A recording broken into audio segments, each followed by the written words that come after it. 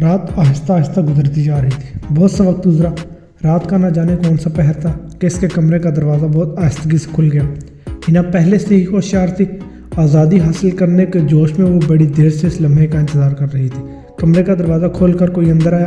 अंधेरे की वजह से आने वाला दिखाई नहीं दे रहा था, लेकिन वो समझ गई कि वो आदमी इसका निजात दहिंदा बन के आया था। रुक्का लिखने वाली औरत ने ऐसा ही मज़दा सुनाया था। अचानक ही उस शख्स ने टॉर्च रोशन की, जिसकी दायरा सी रोशनी कमरे के आगे पीछे गर्दिश करती हुई इस पर आकर रुक गई। फिर इस शख्स की सरगोशी की आवाज़ सुनाई दी। वो साफ शीना ज़बान में कह रहा था, लड़की उठो, यहाँ से निकलकर दूसरी जगह जाने का वक्त आ गया है। हिना उठते हुए गुस्से भरी आवाज़ में बोली, तुम शीना जानते थे, इसके बावजूद 5 दिनों तक मुझसे एक लफ्ज़ भी नहीं बोला। इतने बेहिस क्यों बने थे? वो सपाट लहजे में बोला, मुझे पहले हुक्म नहीं था, अब इजाज़त मिल गई है, चलो उठो। वो इसके साथ चलती हुई कमरे से बाहर निकली। वहाँ गुप्त अंधेरा था, हर सू सुकूत का राज था, साथ बहुत सर्दी थी। आज़ादी की सरखुशी में वो सर्दी से बेनियाज हो गई।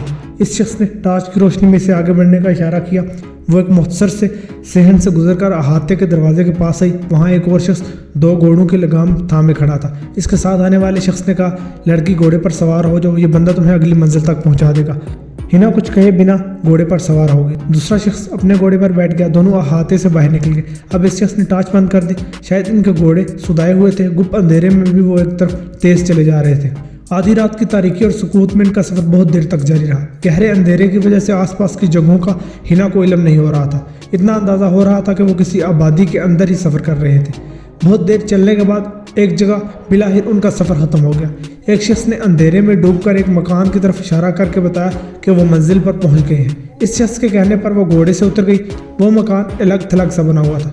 इसके अहाते की दीवारें बहुत ऊंची थी। इस शख्स ने बड़े से फाटक पर जाकर इसे ज़ोर ज़ोर से खटखटाया। कुछ देर बाद अंदर से कदमों की चाप उभरी। फिर किसी ने फाटक के एक ज़ेली दरवाजे का पट खोल दिया। एक उम्र रसीदा शख्स लालटेन हाथ में थामे खड़ा नजर आ रहा था। हिना के साथ मौजूद शख्स ने अपनी ज़बान में इस बूढ़े से कुछ कहा। बूढ़े शख्स ने सर घुमाकर हिना की तरफ देखा, फिर एक तरफ हटकर इन्हें अंदर आने के लिए रास्ता दे दिया। लालटेन की मध्यम सी रोशनी में वो इन्हें एक कमरे में ले गया। कमरे में गर्म गर्म अंगीठी दहक रही थी। ऐसा लग रहा था कि इसी के लिए अंगीठी जलाई गई थी। गर्म अंगीठी के पास बैठकर इसने कहा, मेहरबान औरत किधर है?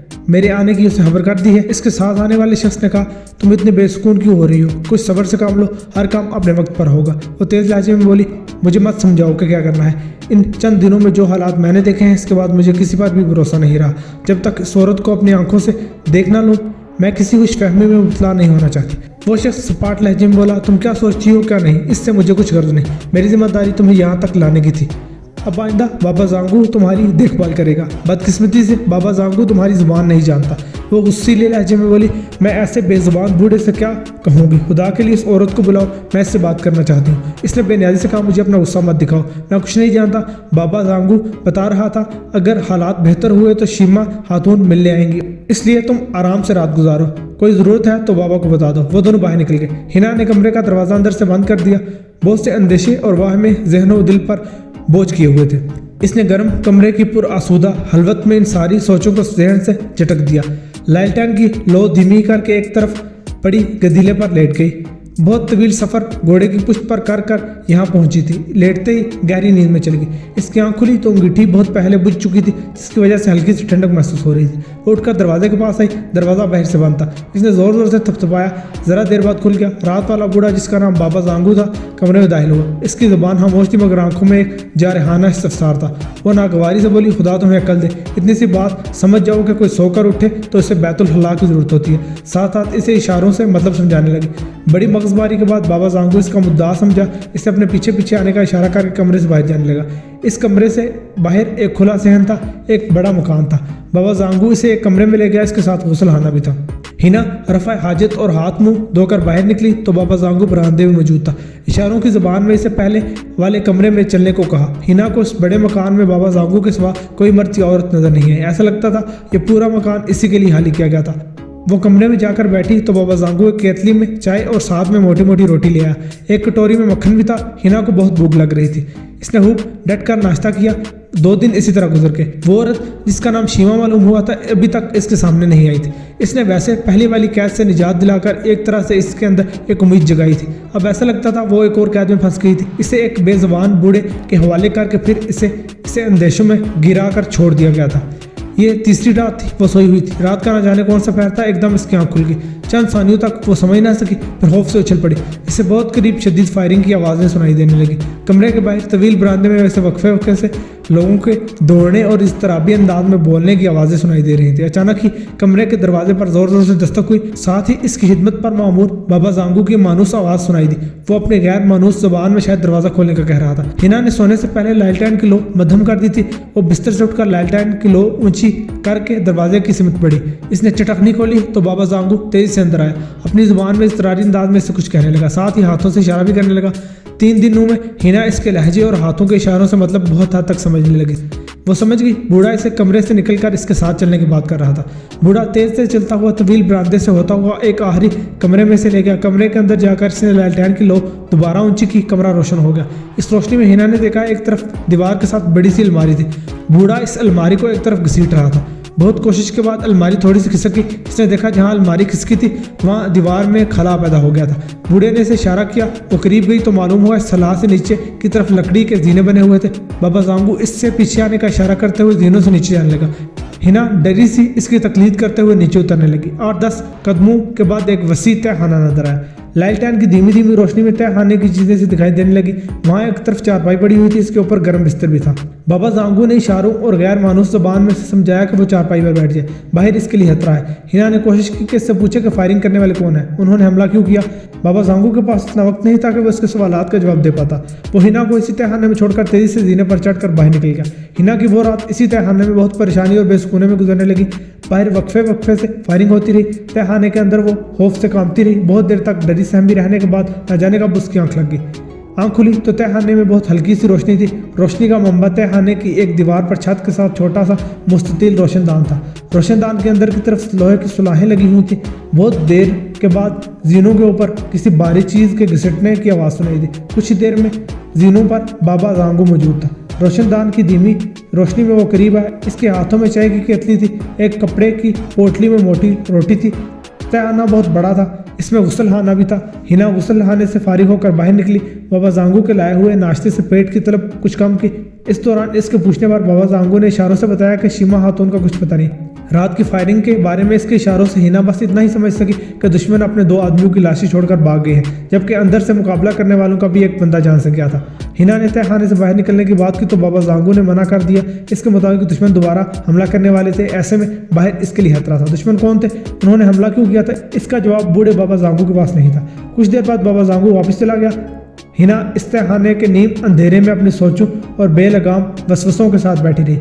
कभी टूटती नींदों से सोते, कभी होलनाक सोचों से लड़ते जागते वो वक्त काटती रही। इसकी हिदमत पर बाबा जांगू दोबारा नहीं आया। हिना इस नींद तारीक और तन्हाई में बैठे बैठे वहशत महसूस कर रही थी। इस पर इसरार खातून ने हमदर्द बनकर इसे रुका लिखा था, फिर निजात दहिंदा की हैसियत से कैद से छुड़ाया था। हिना को वह सब एक धोखा और फरेब लगता था। शीमा नामी इस पर इसरार खातून से अब वाबस्ता उम्मीदें टूटने लगी थी। वो इन्हीं सोचों में गुम थी कि अचानक चौंक पड़ी। तहखाने की सीढ़ियों पर इसे कदमों की चाप सुनाई दी। साथ ही एक टार्च की तेज और पतली रोशनी भी दिखाई दी। इस रोशनी में इसे एक की बजाय 2 इंसानी हियोले नीचे उतरते हुए नजर आए। वो दोनों साए करीब आए। टार्च की रोशनी में हिना इतना देख सकी कि दूसरा साया एक औरत का था। इसके दिल में एकदम खुशी का एहसास पैदा हुआ कि ये औरत शीमा खातून होगी। बाबा जांगू ने टार्च की रोशनी इस पर डालते हुए अपने गैर मानूस जुबान में कुछ कहा। फिर इस मुतहरिक रोशनी में इसने लालटेन तलाश करके जलाई। इस दौरान हिना मुतजस्सिस सी आने वाली औरत के ह्योले को तकती रही। रोशनी होते हुए इसका चेहरा वाज़ेह हुआ तो हिना को ऐसा लगा इसे कहीं देखा है। इसने जहन पर दबाव डाला। अचानक एक झमाका सा हुआ। इसे याद आया कि इस औरत को इसने कहाँ देखा था। जब वो पहली बार सरदार शमशेर खान के कमरे में गई, सरदारनी समूरा और तकाशा भी साथ थी। इस मौके पर अपने हुलिये और रवैये से बज़ाहिर हादमा नजर आने वाली दरमियानी उम्र की औरत इस वक्त इसके सामने खड़ी थी। साहिब फराश सरदार शमशेर के कमरे में जब वो लाई गई तो यही औरत इसके लिए एक पोटली में पहनने के लिए कपड़े लाई थी और इन्हीं कपड़ों के अंदर पहली बार इस पुरस्रार औरत की तरफ से रुक्का मिला था। इस रुक्के के मुताबिक ये औरत शीमा खातून की खास खादमा थी और शीना जुबान भी जानती थी। फिर सारी बातें किसी बरकी रो की तरह चंद लम्हों में हिना के दिमाग में उभरी। वो औरत भी ज़ेरेला मुस्कुराती हुई उसे देख रही थी। वो बहुत ही साफ शीना ज़बान में बोली, तुम्हारे चेहरे के तासुरात में हैरत ही हैरत है। मैं जानती हूँ तुम बहुत परेशान कुन हालात से गुजर कर इस तहखाने तक पहुंची हो। हिना तजब्जुब से बोली, मेरी हैरानी और परेशानी समझ रही हो तो ये भी बता दो कि मुझे यहाँ किसने कैद करके रखा है। वो हंसते हुए बोली, ये किसने कहा कि तुम यहाँ कैदी हो? तुम शीमा खातून के मेहमान हो। क्या मेहमान के साथ ऐसा सलूक किया जाता है? मैं 3 दिनों से इस तहखाने में बंद पड़ी हूँ। कई दफ़ा इस शीमा खातून का नाम भी सुना है मगर इससे मुलाकात नहीं हुई। आखिर वो खातून कौन है? मुझे कब इस मुसीबत से निजात दिलाएगी? वो औरत बोली, मैं जानती हूँ तुम्हारे दिमाग में बहुत से सवालात कुलबिला रहे हैं। मैं तुम्हें सब बता दूँ। अभी जल्दबाजी मत करो, तुम सुबह से भूखी हो। हम तुम्हारे लिए खाना लेकर आए हैं, इसे खा लो, साथ साथ बातें भी करेंगे। हिना वाकई भूख महसूस कर रही थी। अपनी परेशानियों में इस तरफ ध्यान ही नहीं किया। अब इस औरत ने खाने का जिक्र किया तो भूख भी चमक उठी। इस औरत ने अपना नाम साबिरा बताया। इसने अपने साथ लाया हुआ खाना इसके सामने रख दिया और वजाम को पानी ले आया। अपनी ज़ुबान में साबरा से कुछ कहा, इसके बाद वो बाहर निकल गया। खाने में बकरे का शोरबा, मकई की रोटी और मक्खन था। वो दोनों फर्श पर साथ बैठकर खाने लगी। हिना नवाला चबाते हुए दुख से बोलने लगी, मैं खुश थी कि जमशेद जैसे जालिम शख्स के चुंगल से आज़ादी मिल गई है, मगर बगोता कबीले में आकर इस तरह फंस गई हूँ कि आगे के बारे में सोच सोच कर मायूस होती जा रही हूँ। साबिरा बोली, तुम मायूस मत हो। शीमा खातून ने जो वादा किया है वो इसे ज़रूर पूरा करेगी। तुम बहुत जल्द अपने घर चली जाओगे। शीमा खातून कौन है और ये इतनी पुरस्कार क्यों है? तुम्हारा इससे क्या ताल्लुक है? शीमा खातून कबीले की एक बासर और नेक दिल औरत है। दूर दूर तक बहुत से कबीलों के मर्द और औरतें इनके अकीदतमंद हैं। इसके रूहानी मर्तबे से सब लोग मुतासिर हैं। सरदार समोरा भी इसकी अकीदतमंद है। मैं भी उसकी एक अदना हादमा हूँ। हिना नासमझी से बोली, शीमा खातून को कैसे मालूम हुआ कि मेरे खिलाफ कबीले में साजिश हो रही है? जिन्होंने मुझे अगवा करके मकान में कैद रखा था, वहाँ से इतनी आसानी से कैसे मुझे छुड़ाया गया? साबिरा अकीदत से बोली, इन्हें बहुत सी बातों का इल्म हो जाता है। ये बात मशहूर है कि वो जितनी बड़ी आलिमा है इससे इतनी ही बड़ी आमिला भी है। बहुत से जिन इन किताबें हैं, सरदार समोरा ने भी इनसे खास अमाल सीख ली है। इसने पूछा, वो कौन लोग हैं जो मेरे दुश्मन बने हुए हैं? शीमा खातून ने मुझे इनसे क्यों बचाया है? मैंने बताया ना, वो एक नेक दिल खातून है। जब तुम्हारे बारे में इन्हें मालूम हुआ तो अपने ज़राए इस्तेमाल करके इस मकान की कैसे छुड़ाकर यहाँ पहुँचा दिया। अब यहाँ से आगे हालात बहुत मुश्किल होंगे। कल रात भी इन दुश्मनों ने हमला किया था। तकाशा ने तुम्हारी तलाश में बहुत से जंगजू हर तरफ फैला दिए हैं, इसलिए कुछ अरसे के लिए तुम्हें इसी तहखाने में छुप करके रहना होगा। हिना की समझ में इसकी बात नहीं आई। तकाशा मुझे तलाश करवा रही है तो इसमें क्या बुराई है? और सरदार समोरा तो मेरे मेहरबान है, मुझे जमशेद से बचाया है। मेरे इल्म के मुताबिक मेरी दुश्मन तो सफूरा है। साबिरा धीरे से हंस दी। यही तो असल मसला है, जो तुम्हारे हैर ख्वाह बने हुए हैं असल में वही तुम्हारे दुश्मन है। जिस तकाशा को तुम अपनी हमदर्द समझती हो, इसी ने तुम्हें अगवा कराया था। हिना के मुंह में नवाला था कि बात सुनकर इसे ठसका लगा। वो शदीद हैरानी से आंखें फाड़ फाड़ कर साबिरा की तरफ देखने लगी। साबिरा कहने लगी, ये एक हकीकत है, तुम्हारे साथ बहुत ज़बरदस्त धोखा हुआ है। शीमा खातून ने अपने रुक्के में कबीले के जिन ताकतवर लोगों का जिक्र किया था, इनसे मुराद तकाशा और इसके लोग हैं। इन्होंने तुम्हारे साथ कितनी बड़ी साजिश की है। तुम्हें एक खास मकसद के लिए अगवा किया गया था। तुम अपनी लाइलमी की वजह से यही समझती रही कि उन्होंने जमशेद से निजात दिलाकर तुम पर एहसान किया है और बगोता कबीले में एक खास मेहमान की हैसियत से आई हो, जबकि हकीकत यह है कि तुम्हें सरदार समोरा के पागल बेटे की दुल्हन बनाकर लाया गया है। तो तुम्हारे यहाँ पहुँच जाने से पहले ही सारे कबीले में ये बात मशहूर की गई है, इसलिए कबीले वालों ने रास्ते तक आकर तुम्हारा वालिहाना इस्तकबाल किया है। हिना के दिलो दिमाग में जैसे बम फट रहे थे। साबिरा की बातें जहरीले तीरों के मानिंद इसके कानों में उतर रही थी, इसकी रूह तक को झंझोड़ रही थी। एक नाकाबिले यकीन तासुर के साथ वो इस हकीकत से आशना हो रही थी। तकाशा ने सरदार समोरा के साथ मिलकर इसके खिलाफ इतनी बड़ी साजिश तैयार की थी। सरदार के फातिरुल अकल बेटे को नया सरदार बनाने के लिए इसे अपने वफादात की भेंट चढ़ाया गया था। वो जैसे खाना भूल गई, सर झुकाए गम और गुस्से के साथ सख्ते के आलम में खामोश बैठी रही। बड़ी देर तक बर्राई हुई आवाज़ में बोली, कितनी मक्कार और मुनाफिक औरत है तकाशा। अपनी बातों और हरकतों से ज़रा सा भी शक नहीं होने दिया। इसने मेरे साथ ऐसा क्यों किया? वो तो कह रही थी गेटी दास से सरदार के बेटे के लिए दुल्हन लाने गए थे। क्या वहाँ रिश्ता तय नहीं हुआ? जी हाँ, वहाँ आखिरी लम्हों में इख्तलाफात पैदा हो गए। लड़की के वालिदैन ने अपनी बेटी के महफूज मुस्तकबिल के लिए मुतालबा किया कि बगोता कबीले के ज़ेर इंतज़ाम जो 10 कबीले हैं, इनमें से एक कबीला उनकी बेटी के नाम किया जाए। ये बहुत बड़ा और नाकाबिले कबूल मुतालबा था। बहुत बहसों तकरार के बाद रिश्ता खत्म करके वो लोग वापस आ रहे थे। रास्ते में बदकिस्मती से तुम लोग मिल गए। चरवाहों की कोठरी में रात को तुम्हारी असलियत का पता चल गया। तकाशा के मक्कार दिमाग ने फौरन ही एक साजिश तैयार की और तुम लाइलमी में उनका शिकार बन गई। हिना के सर में धमाके हो रहे थे। इसे यकीन नहीं आ रहा था कि पहाड़ों के बीच गिरे हुए एक कबीले की औरत इस कदर मक्कार और खुदगर्ज होगी। अपना मकसद हासिल करने के लिए ऐसा भयानक हरबा इस्तेमाल करेगी। इसने पूछा, तुम ये सब कैसे जानती हो? जब तक आशा इतनी बासर और ताकतवर है तो क्या वो ये नहीं जानती कि तुम इसके दुश्मनों की वफादार हो? वो मुस्कुराई। सरदार शमशेर खान जब से बीमार हुए हैं मैं इनकी खिदमत पर मामूर हूँ। मैं अक्सर इनके पास ही मौजूद रहती हूँ। सरदार समोरा भी मुझ पर बहुत एतमाद करती है। तकाशा को भी मुझ पर शुबा नहीं हुआ। वो अक्सर सरदार शमशेर खान के कमरे में बैठकर सरदार समोरा के कान भरती रहती है। इस तरह मेरे इल्म में इनकी साजिशें आती रहती हैं। मैं इनकी मक्कारियाँ शीमा खातून तक पहुँचाती हूँ। मैं जानती हूँ तकाशा बहुत खतरनाक औरत है। अगर इसे इल्म हुआ कि मैं इसकी बातें शिमा खातून को बता रही हूँ तो वो मेरे जान की दुश्मन बन जाएगी, मगर मुझे इसकी परवाह नहीं। शिमा खातून जैसी नेक दिल और बुलंद किरदार औरत के लिए मेरी जान भी चली जाए तो कुछ खौफ नहीं। क्या शिमा खातून तकाशा और सरदारनी समोरा का मुकाबला कर सकती है? वो एक नेक दिल खातून से ही, मगर ये दोनों कबीले की बाअसर और ताकतवर औरतें हैं। तकाशा और इसके लोग शिमा खातून को नुकसान नहीं पहुंचाएंगे। शिमा खातून के पास भी ताकत है। बगोता कबीले के ज़ेरे इंतज़ाम जो 10 कबाइल हैं, इनमें से एक की सरहद इसके मकान से जहां हम बैठे हैं शुरू होती है। शिमा खातून इस कबीले की सरदार की बीवी है। वैसे तो बगोता कबीले के मातहत है, मगर शिमा खातून एक जीदार और दबंग औरत है। वो हमेशा सरदारनी समोरा के लिए मुश्किलात पैदा करती रही हैं, खासकर तकाशा की बदमिजाज और हवस परस्ती की वजह से इससे नाराज़ रहती है। हिना कुछ सोचकर बोली, कल रात इस मकान पर हमला करने वाले लोग कौन से? क्या तकाशा को मालूम हुआ है कि मुझे यहाँ लाया गया है? जी हाँ, ये तकाशा ही के जुगजू थे।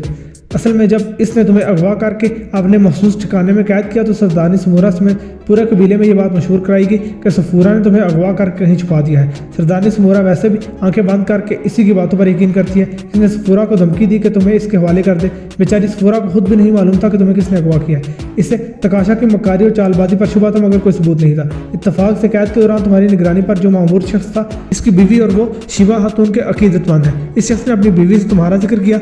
इसकी बीवी शिमा खातून से मिलने गई, बातों बातों में तुम्हारे बारे में बता दिया। शिमा खातून ने इसके शोहर को सख्ती से हुक्म दिया कि तुम्हें इस मकान से निकाल दे। वो इनका हुक्म टाल नहीं सकता था। फिर एक मनसूबाबंदी के तहत तुम्हें वहाँ से निकाल कर यहाँ पहुँचाएगा। ये मकान सफूरा के भाइयों का है। शिमा खातून और सफूरा आपस में रिश्तेदार होने की वजह से इनका इत्तेहाद भी है। इन दोनों ने फैसला किया था कि तकाशा की साजिशों का मिलकर मुकाबला करेंगे। इसमें सफूरा का भी फायदा था, इसलिए वो साथ देने को तैयार हो गए। क्या तकाशा को मालूम है कि मुझे इसके कैद से छुड़ाया गया है? अगले दिन सुबह को ही मालूम हुआ था। असल में मनसूबे के मुताबिक तुम्हें वहाँ से निकालने के बाद इस शख्स को रस्सियों से बांध दिया गया था। सुबह के वक्त जब तकाशा के जंगजू वहाँ गए तो मुहाफिज को रस्सियों में जकड़ा देकर उन्होंने तकाशा को फौरन इतला दे दी। वो आंधी तूफान की तरह इस मकान में पहुंच गई। मुहाफिज से पूछगिछ की। इसने आजिज़ी से बताया कि रात कुछ नामालूम लोग आए थे, इसे रस्सियों से बांध कर लड़की को छुड़ा कर ले गए। तकाशा के हाथ पांव भूल गए। इसने जो चाल चली थी इस पर उल्ट दी गई थी। इसने पहले सफूरा को बदनाम करने के लिए इस पर सिर्फ इल्ज़ाम लगाया था, अब हकीकत में भी तुम इसके हाथों से निकल गई थी। इससे यकीन हुआ कि तुम्हें वहाँ से छुड़ाने के पीछे सफूरा का हाथ है। इसके बाद वो सरदारनी समोरा की वजह से सफूरा के खिलाफ खुलकर मुकाबले पर उतर आई है। उन्होंने पहले तो सफूरा को जुबानी कलामी डराया धमकाया, फिर पूरे कबीले में अपने जासूस फैला दी। उन्होंने खबर दी कि तुम्हें इस मकान में छुपा कर रखा गया है। इन्हीं की इतलाक पर रात इसके जंगजू ने हमला किया था। ये अलग बात है, हमले से पहले ये बात मेरे इल्म में आ गई थी, इसलिए मकान की हिफाजत पर मामूर हमारे आदमियों ने इनका डट कर मुकाबला किया। वो अपने 2 बंदूक की लाशें छोड़कर फरार हो गए। इनकी तरफ से दोबारा हमले का अंदेशा है। तुम्हें इस तहखाने से बाहर निकलने से मना करने की वजह भी यही है। तकाशा सख्त गुस्से में है, बाजी इसके हाथ से निकलती जा रही है। तुम्हें हासिल करने के लिए वो आखिरी हद तक जाएगी। हिना के दिलो दिमाग में एक बोलचाल की कैफियत थी। कई तरह के वसवसे और अंदेशे बहुत दिनों से घेरे हुए थे। अब साजिशों और मकरो फरेब से पर्दे हट रहे थे, जिससे इसकी जान हल्कान हो रही थी। जिस जमशेद से आज़ाद होकर इसने अल्लाह का शुक्र अदा किया था, अब बगोता कबीले के फितना परवास लोगों के सामने वो कम सितम कर महसूस हो रहा था।